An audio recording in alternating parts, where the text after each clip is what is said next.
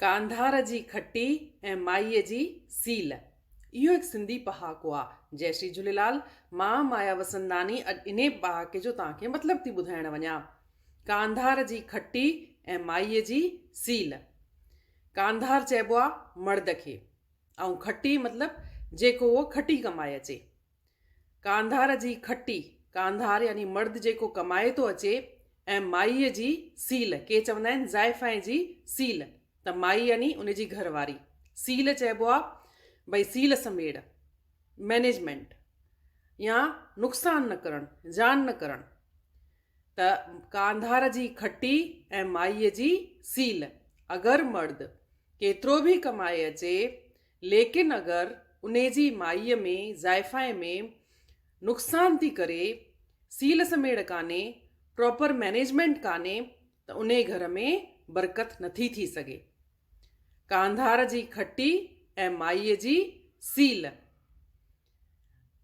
असांजे घर में चवंदा आहिनि कि मर्द भले लखे रुपया बि कमाए अचे। मुंहिंजी माउ चवंदी हुई कि अगरि मर्द लखे रुपया बि कमाए अचे, लेकिन अगरि उनजी ज़ाइफ़ां सुईअ जे बराबरि डेली नुक़सान थी करे, त उन घर में बरकत नथी थी सघे। त कांधार जी खट्टी ऐं माईअ जी सील मतिलबु नुक़सान बिल्कुलु न थियणु खपिजे, प्रॉपर मैनेजमेंट हुजणु खपिजे। जंहिंखे अॼुकल्ह पाण मैनेजमेंट में जॾहिं पढ़ंदा आहियूं त चवंदा आहियूं ज़ीरो वेस्टेज। ही पहाको बि मैनेजमेंट जे उन ई प्रिंसिपल जे मथां आधारित आहे। कांधार जी खट्टी ऐं माईअ जी सील। मां सम्झां थी तव्हांखे इन पहाके जो मतिलबु सम्झ में अची वियो हूंदो। तव्हां पाण बि वापराईंदा ऐं ॿियनि खे बि चवंदा कि इहे पहाका वापराइनि। जय श्री झूलेलाल। पंहिंजे में हथ, पराए में अखि। इहो हिकु सिंधी पहाको आहे। जय झूलेलाल। मां माया वसंदानी अॼु इन सिंधी पहाके जो मतिलबु तव्हांखे ॿुधाइण थी वञा। पंहिंजे में हथ, पराए में अखि। इन जो मतिलबु आहे कि अगरि का शइ पंहिंजी आहे त पंहिंजो उन में हथु रहंदो, पाण उन खे वापराए सघंदासीं। लेकिन अगरि उहा ई शइ पराई आहे त उन खे पाण वापराए त नथा सघूं, पर उन में ज़रूरु अखि रहंदी। अखि यानी कि या त पाण उनखे निहारींदासीं या पाण उनखे आसरो रखंदासीं कि कॾहिं उहा ॾेई छॾे। त पंहिंजे में हथु, पराए में अखि। हाणे हिन जी मिसाल ॾेई थी सघां कि जीअं मान लो कंहिं ॾींहुं ॿारु टिफिन नथो खणी वञे, त हूअं त छा थींदो, रोज़ु टिफिन खणी थो वञे त पंहिंजो टिफिन खोले करे हू खाई वठंदो, त पंहिंजे में हथु। लेकिन मान लो कंहिं ॾींहुं हू टिफिन नथो खणी वञे त छा थींदो, हू ॿारु ॿिए जे टिफिन ॾे निहारींदो, त पराए में अखि। या हिन जी ॿी मिसाल ॾेई थी सघां। सम्झो पाण कंहिं दफ़े बैंक में वञूं था, उते पाण खे साइन करणी आहे या कुझु लिखिणो आहे, ऐं पाण वटि पेन आहे, त पाण छा चवंदासीं, पंहिंजे में हथु, पंहिंजी पेन कढी करे पाण लिखणु वेही रहंदासीं। मान लो पेन न आहे त पोइ छा थींदो, ॿिए में अखि। त अखि यानी कि पाण आसरो रखंदासीं कि हू असांखे ॾेई छॾे। पंहिंजे में हथु, पराए में अखि। मां सम्झां थी तव्हांखे इन पहाके जो मतिलबु सम्झ में अची वियो हूंदो। तव्हां पाण बि यूज़ कंदा ऐं ॿियनि खे बि मोटिवेट कंदा कि इहे पहाका यूज़ कनि। जय झूलेलाल। दुआ सुका वण सावा करे। इहो हिकु सिंधी पहाको आहे। जय श्री झूलेलाल। मां माया वसंदानी अॼु इन सिंधी पहाके जो मतिलबु तव्हांखे ॿुधाइण थी वञा। दुआ सुका वण सावा करे। इन जो मतिलबु आहे दुआउनि में ॾाढी शक्ति हूंदी आहे। हाणे हिते हिकु लफ़्ज़ आयो आहे, हिकु शब्द आयो आहे, दुआ। दुआ जो मायने छा? दुआ मतिलबु रूहानी आवाज़, रूह सां निकितल अंदरूनी आवाज़, उनखे चइबो आहे दुआ। दुआ जो मायना चाहे उहो केरु शब्दनि में चए या न चए, पर अंदर जी रूह चई ॾे, उनखे चइबो आहे दुआ। त जीअं केरु इहा दुआ माउ जी थी सघे, कंहिं ग़रीब इंसान जी थी सघे, ऐं इवन कंहिं पशु पक्षीअ जी बि थी सघे।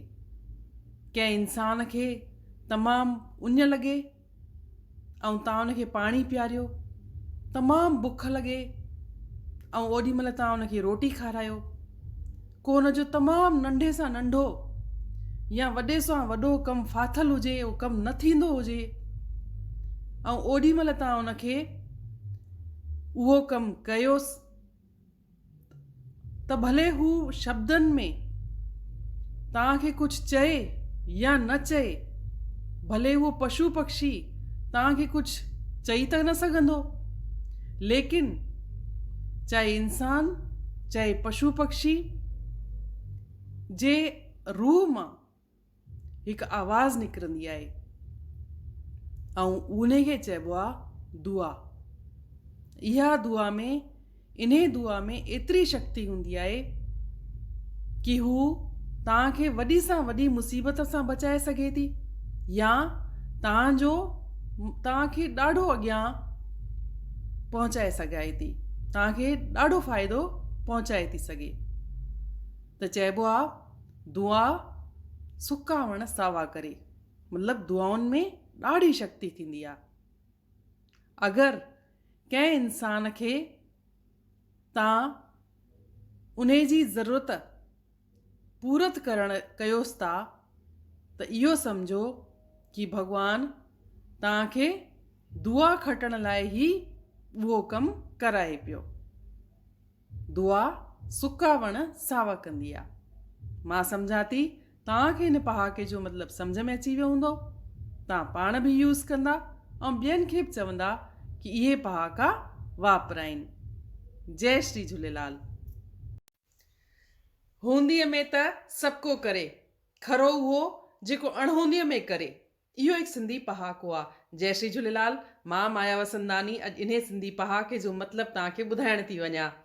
हूंदीअ में त सभु को करे, खरो उहो जेको अणहूंदीअ में करे।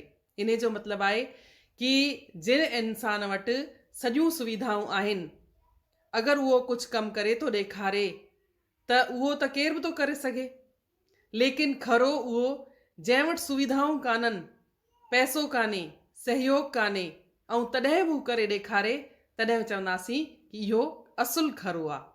त हूंद में त सभु को करे, खरो उहो जेको अणहूंद में करे ॾेखारे। हाणे इन जी मिसाल मां तव्हांखे ॾेई थी सघां। जीअं सम्झो को ॿारु आहे, उन वटि सभु सुविधाऊं आहिनि, लैपटॉप आहे, मोबाइल आहे, किताबूं आहिनि, ट्यूशन्स आहिनि, माउ पीउ वटि पैसो आहे, जान पहचान आहे, घर में पूरो टाइम आहे उन वटि पढ़ण जो। अगरि अहिड़ो ॿारु कुझु करे थो ॾेखारे त उहो त केर बि करे ॾेखारे, लेकिन उहो ॿारु जंहिं वटि इहे सुविधाऊं न आहिनि, पैसो कान्हे, घर वारनि जो सहयोग कान्हे, घर जूं ॿियूं ज़िमेदारियूं हुन जे मथे ते आहिनि, काई ग़रीबत ॿी आहे, टाइम जी पाबंदीअ में बि हुनखे हलणो आहे, त अगरि उहो ॿारु कुझु करे थो ॾेखारे त चवंदासीं असुल खरो त इहो ई आहे। हाणे इन जी ॿी मिसाल ॾेई थी सघां। जीअं सम्झो का माई आहे, उन वटि पाण रोटी थी ठाहे ऐं उन वटि सभु कुझु आहे, ठाहिण जी सामग्री, सुविधाऊं, गैस, माइक्रोवेव, इहे सभु सुविधाऊं हुन वटि आहिनि। अगरि उहा का सुठी शइ ठाहे करे थी ॾेखारे त उहो त केर बि ठाहे ॾेखारे, लेकिन अगरि हिकु माई जंहिं वटि इहे सभु सुविधाऊं न आहिनि, सादगीअ सां थी रोटी ठाहे ऐं तॾहिं बि तमामु सुठी थी ठाहे, त चवंदासीं असुल त खरो इहो ई आहे कि जंहिं बिना सुविधाउनि जे बि हेॾी सुठी रोटी ठाहे करे ॾेखारी आहे। तीअं ई जीअं ई मर्द बि थींदा आहिनि। हाणे किन वटि सुविधाऊं न आहिनि, चाहे उहो पैसे जी सुविधा न आहे, दुकान जी सुविधा न आहे, ग़रीबत सां उथी करे उहे मथे था पहुचनि, त उहे चवंदासीं असुल हीरो आहिनि। इहे असुल ई खरा माण्हू आहिनि, जिन सुविधाउनि जे न हूंदे सूंदे बि कुझु करे ॾेखारियो आहे। सिंधी जेके आया, ॿाहिरां आया, उन्हनि वटि हिते कुझु न हो, पर तॾहिं बि उन्हनि पंहिंजे पाण खे खरो साबित कयो आहे त ही सिंधी पाण असुल खरा आहियूं। जिन वटि सुविधाऊं न हुयूं, हथ में कुझु पैसा न हुआ, ज़मीनूं कान हुयूं, दुकान न हुआ, तॾहिं बि पाण अॼु एस्टेब्लिश्ड थी विया आहियूं। त छा चइबो, हूंद में त केर बि करे, लेकिन असुल खरो त उहो जेको अणहूंद में करे। तॾहिं चवां थी तव्हां नाज़ कयो, कि तव्हां सिंधी आहियो। नाज़ करणु खपिजे कि असां सिंधी आहियूं ऐं असांजे वॾनि अहिड़ा पहाका ठाहिया आहिनि। मां सम्झां थी तव्हांखे इन पहाके जो मतिलबु सम्झ में अची वियो हूंदो। तव्हां पाण बि वापराईंदा ऐं ॿियनि खे बि चवंदा कि इहे पहाका वापराइनि। जय श्री झूलेलाल।